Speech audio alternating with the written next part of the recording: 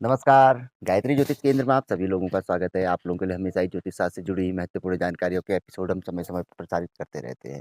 हमारा उद्देश्य रहता है कि ज्योतिष शास्त्र की जो भी जानकारी हम आप लोगों तक पहुँचाएँ, आप उस पे अमल करें तो अवश्य ही लाभान्वित होवें। ज्योतिष शास्त्र में नवग्रहों से संबंधित बहुत अच्छे-अच्छे ढेर सारे ऐसे उपाय बताए गए हैं, जो कि उनकी पीड़ा में हमें बहुत ज़्यादा आराम देते हैं, लाभ देते हैं और पीड़ा से मुक्ति देते हैं। नियमित तौर पर यदि हम ग्रहों से संबंधित उपायों को करते हैं, यदि हमें पता है कि हमारा यह ग्रह हमें पीड़ित कर रहा है और इसकी वजह से ही हमारे जीवन में समस्याएँ आ रही हैं और जीवन चक्र सही तरीके से नहीं चल पा रहा है। जैसी हमारे भाग्य में उन्नति होनी चाहिए थी, वैसी उन्नति नहीं हो पा रही है। तो यदि किसी व्यक्ति को ऐसे लक्षण महसूस होते हैं कि वह अपनी प्रतिभा के साथ न्याय नहीं कर पा रहा है, जहाँ तक उसको जाना चाहिए था, जिस मार्ग में उसे चलना चाहिए था, वो मार्ग उसे नहीं मिल पा रहा है और वह उस जगह नहीं पहुँच पा रहा है, तो कमी उसके अंदर नहीं, कहीं न कहीं उसके ग्रहों में हो सकती है।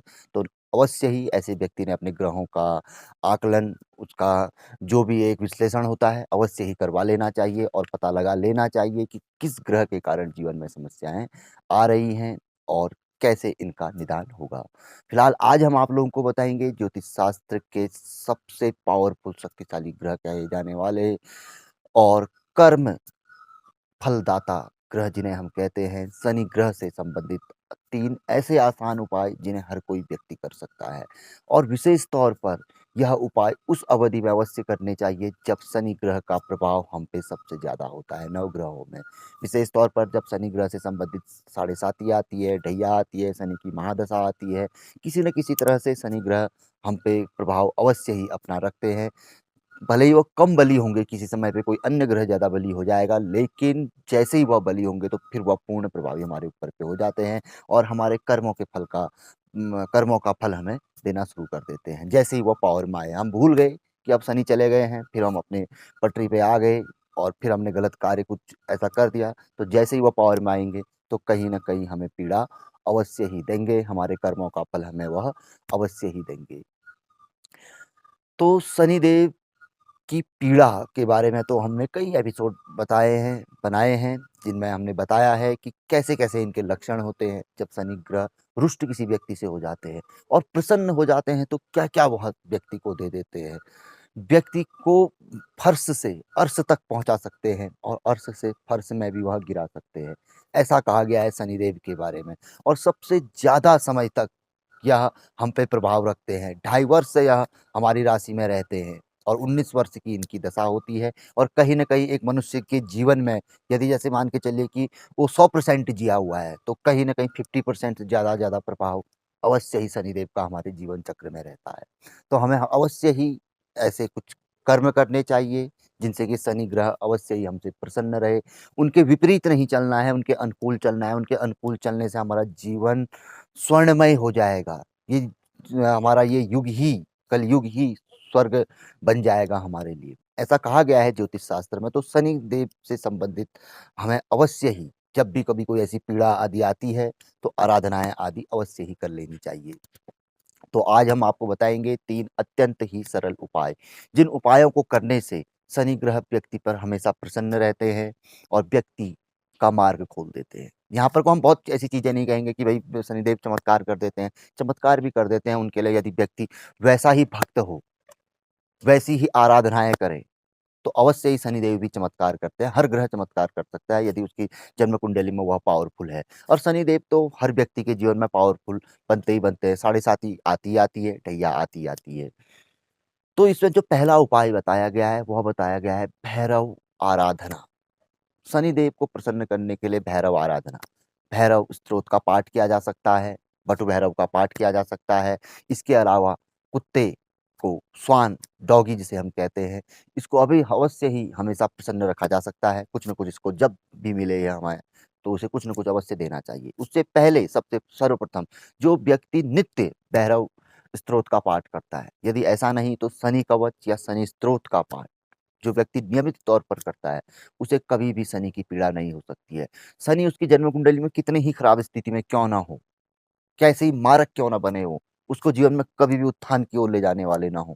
लेकिन यदि जातक भैरव स्तोत्र का पाठ या शनि कवच या शनि स्तोत्र का पाठ नियमित तौर पर करता है, तो शनिदेव पलट जाते हैं और उसको मार्ग दे देते हैं। दूसरा बताया गया है कि व्यक्ति को जब शनिदेव की पीड़ा व्यक्ति पे चल रही है, क्या ऐसा है कि शनिदेव बहुत कुछ देने वाले हैं और दे नहीं रहे हैं और हम सब कुछ कर रहे हैं। तो ऐसे जातक के घर में नियमित तौर पर तिल के तेल का या सरसों का दीपक अवश्य ही जलना चाहिए। या तो सरसों के तेल का नियमित तौर पे जलाएँ या तिल के तेल का दीपक नियमित तौर पर जलाएँ। और संभव हो सके तो शनिवार को नज़दीक में यदि शनि मंदिर है, शनि की मूर्ति है, तो वहाँ पर को सरसों के तेल का तेल शनिदेव को चढ़ाना भी चाहिए। काले नीले फूल शनिदेव के मंदिर पे अर्पण भी अवश्य ही करने चाहिए। तो घर पे नियमित तौर पर सरसों का तेल या तिल का तेल का दीपक अवश्य ही जलाएँ। मंगल ग्रह से किसी प्रकार की युति बनती है, कोई अच्छा संबंध बन रहा है, तो लाल कपड़े की बत्ती बनाकर भी दीपक आप नियमित तौर पर जला सकते हैं। तीसरा बताया गया अत्यंत ही महत्वपूर्ण है। जब शनिदेव की पीड़ा यदि हमारे ऊपर पर भयंकर रूप ले रही है या शनिदेव हमें देने वाले हैं और यही मौका है हमें कुछ प्राप्त करने का, उसके बाद संभवतः आगे को मौका नहीं मिलेगा, लेकिन हमें मिल नहीं रहा है और इसी अवधि में चाहिए। तो ऐसी परिस्थिति में भूल कर भी घर के किसी सदस्य ने मीट, मांस, मदिरा, तामसी चीज़ों का सेवन कदापि नहीं करना चाहिए। इनसे शनिदेव अति जल्द रुष्ट हो जाते हैं। हो सके तो शनिवार के दिन अगर कोई ऐसा व्यक्ति पात्र नज़र आता है, जिसे कि मतलब मांस, मदिरा आदि का दान कर देना चाहिए। उसको पैसे आदि दे देने चाहिए, इसके निमित्त ऐसा किया जा सकता है। शनिवार को घर में नमक पानी का पोछा अवश्य लगाना चाहिए और शनिवार के दिन प्रातः काल शनि मंदिर में अवश्य ही जाना चाहिए। वहाँ पर को तिल के तेल का दीपक अवश्य ही जलाएँ और वहाँ पर को बड़ का पेड़ या पीपल का वृक्ष अवश्य ही होता है, तो वहाँ पर को जल अवश्य ही चढ़ाएँ। डेढ़ 3 कुछ ऐसी परिक्रमा आगे कर सकते हैं। परिक्रमा करते हुए आप जल चढ़ा सकते हैं। तो ये छोटे-छोटे से उपाय हैं, किंतु 3 अत्यंत ही महत्वपूर्ण, अत्यंत ही सरल। 10, 15, 20 मिनट का भी पाठ नहीं होता है, कवच 10 मिनट में हो जाता है। तो प्रतिदिन भैरव स्तोत्र, बटु भैरव स्तोत्र भी आता है, भैरव स्तोत्र भी आता है, तो शनि कवच भी है, शनि स्तोत्र भी है। इसका इनमें से किसी भी एक चीज़ का पाठ नियमित तौर पर व्यक्ति ने करना चाहिए। दूसरा, घर में तिल के तेल या सरसों के तेल का दीपक अवश्य ही जलाना चाहिए। यदि कोई स्टूडेंट है, बाहर अलग रहता है और ये चीज़ें करना चाहता है, तो वह शनिवार के दिन भी जला के भई देखो, यदि हमारे भाव हैं, तो सब कुछ है। तो शनिवार के दिन भी जिस दिन उसको समय हो, उस दिन जला सकता है। नहीं तो ये तो घर में गृहस्थ जीवन है, घर में नियमित तौर पे कोई रहता है, तो सुबह-साँय अवश्य ही दीपक जलाएँ। और तीसरा अत्यंत ही सरल है, अपने आप में संयम रखना है। नॉन-वेज आदि, मांस आदि, मदिरा आदि का सेवन नहीं करना है, किसी प्रकार की तामसी चीज़ों का सेवन नहीं करना है, ना ही कोई गलत कार्य करना है, सच को सच कहना है, झूठ को झूठ कहना है। शनिदेव तभी प्रसन्न होते हैं। इसके अलावा अपने को संयमशील रखना है, बिल्कुल आचरण को भी अपना शुद्ध रखना है, पवित्र आचरण रखना है, किसी के साथ ज़्यादा बिल्कुल एक जो सरलता होती है, यदि व्यक्ति जब शनिदेव की पीड़ा आ रही होती है और इन उपाय के साथ यदि व्यक्ति सरलता बना देता है, अपने आप को बिल्कुल गरीब समझ लेता है, असहाय समझ लेता है, बिल्कुल लगे रहता है सीधे-साधे व्यक्ति के तौर पर, तो शनिदेव उसका कल्याण कर देते हैं।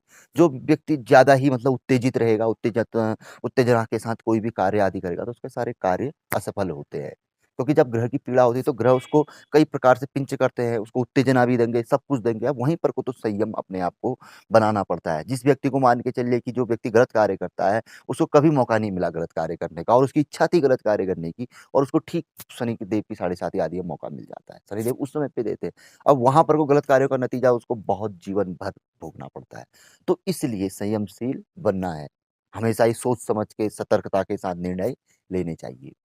तो अत्यंत ही छोटे-छोटे सरल उपाय थे ये विशेष तौर पर उस परिस्थिति में भी हैं कि जब शनि ग्रह हमें अत्यंत ही पीड़ा दे रहे हैं या हमें भय बना हुआ है शनिदेव से संबंधित कि भई हमें जो परेशानियाँ आदि चल रही है या किसी ज्योतिषी आदि ने कहा है, ठीक है भई ज्योतिषी लोग भी गलत नहीं कहते हैं। तो उस परिस्थिति में और दूसरा ऐसी स्थिति में कि जब कहते हैं कि यार तुम्हारा तो शनि बिल्कुल वेल है, उच्च का है और कारक बना हुआ है और तुम्हें ये मिलना चाहिए, भूमि, भवन, ज़मीन, जायदाद सब कुछ तुम्हारे पास वगैरह-वगैरह होना चाहिए। लेकिन हमें नहीं मिल पा रहा है। उसमें भी कुछ प्रारब्ध का भी खेल रहता है, प्रारब्ध का भी यहाँ पर को हमें भोग करना पड़ता है। तो हो सकता है वो कारण हो, तो हमें अपने कर्मों को अच्छा कर देना है और शनिदेव की आराधना आदि कर लेनी है। और भूलकर भी शनिवार के दिन दाढ़ी जैसे जो जेंट्स लोग होते हैं, पुरुष लोग दाढ़ी, बाल आदि नहीं बनाने चाहिए और नाखून महिला हो, पुरुष हो नाखून आदि नहीं काटने चाहिए। और हो सके तो इस दिन जैसे महिलाएँ हाथों में रंगती हैं, नेल पॉलिश आदि लगाती हैं, तो वो चीज़ें भी इस दिन नहीं करनी चाहिए। एक मतलब बिल्कुल सरलता, बिल्कुल सौम्यता हमने मतलब साधारणता हमने बनाए रखी। तो अत्यंत ही सरल उपाय थे, हमें ये मिले शनिदेव संबंधित जानकारी में, तो आज हमने कहा कि आप लोगों के लिए हम लेके आते हैं। क्योंकि बहुत से लोग ऐसे होते हैं कि बहुत से कठिन उपायों को नहीं कर पाते हैं, सरल उपाय उनको चाहिए होते हैं और सिद्ध उपाय, ये सरल और सिद्ध उपाय है। इसी तरह से शुक्र ग्रह के 5 उपाय हम अति शीघ्र ही आप लोगों के लिए लेके आएँगे, जो अत्यंत ही सरल है। तो ये जानकारी जो थी, यदि आप लोगों को पसंद आई तो ज़रूर आगे बढ़ाकर आप इसे शेयर कर सकते हैं। नए लोगों से हमेशा आग्रह रहता है कि गायत्री ज्योतिष केंद्र के साथ जुड़ें, चैनल को सब्सक्राइब करें, बेल आइकन दबाएँ। नित्य नई जानकारी आप लोगों को देखने को, सुनने को मिलेगी। बहुत अच्छी-अच्छी जानकारी है, कहीं न कहीं आप इससे लाभान्वित अवश्य ही रहेंगे।